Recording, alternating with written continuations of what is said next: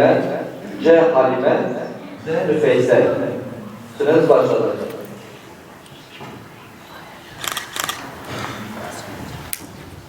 Beni yaratırken babama sormadı ki, ben de Allah'a ibadet etmek için gidip babama sorayım.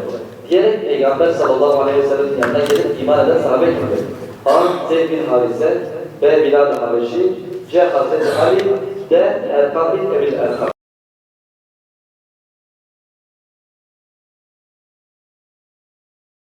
Doğru. Yahya Sinvar doğru, Kur'an nesli doğru, Peygamber sevdaları doğru. Bütün takımlar doğru cevap vermiş. Doğru. Yahya Sinvar doğru, Kur'an nesli doğru, Peygamber sevdaları doğru. Bütün takımlar doğru cevap vermiş.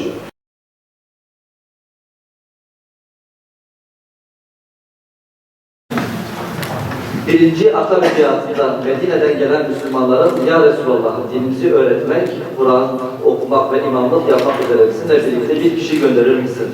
İsteklerine karşı Efendimiz sallallahu aleyhi ve sellem gönderdiği ve aynı zamanda İslam'ın ilk öğretmeni olan sahabe kimdir?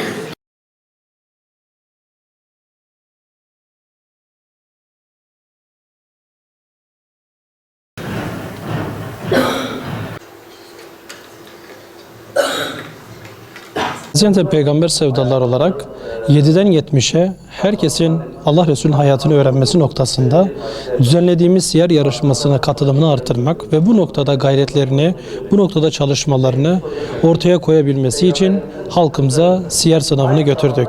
Bu vesileyle özellikle derneğimizin gençleri, özellikle bununla beraber mahalledeki, okullardaki gençleri sınav noktasında siyer yarışmasına hazırlayarak ve bunlarla ilgili olarak onlara çeşitli özellikle kendi hocalarının, kendi öğretmenlerinin, kendi kurs hocalarının sorular çıkartmasıyla aralarında yarışma düzenleyerek sınava daha aktif ve daha güzel bir şekilde hazırlanmalarına vesile oluyoruz.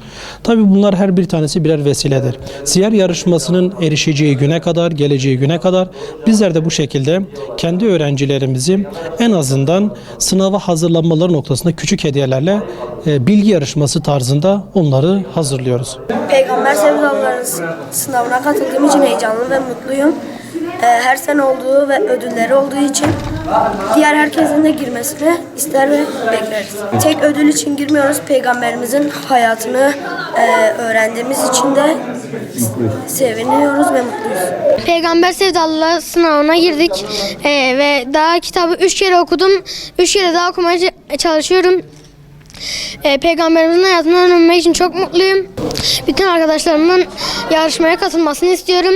Bugün Peygamber sevdalıların düzenlediği yarışmaya katıldım. Peygamber sevdalıların yarışmasına katılacağım. Kitabımı 2 defa okudum. 2-3 defa daha okumayı düşünüyorum. Bugün burada da yarışma yapıldı. Çok mutluyum. Çok güzel geçti.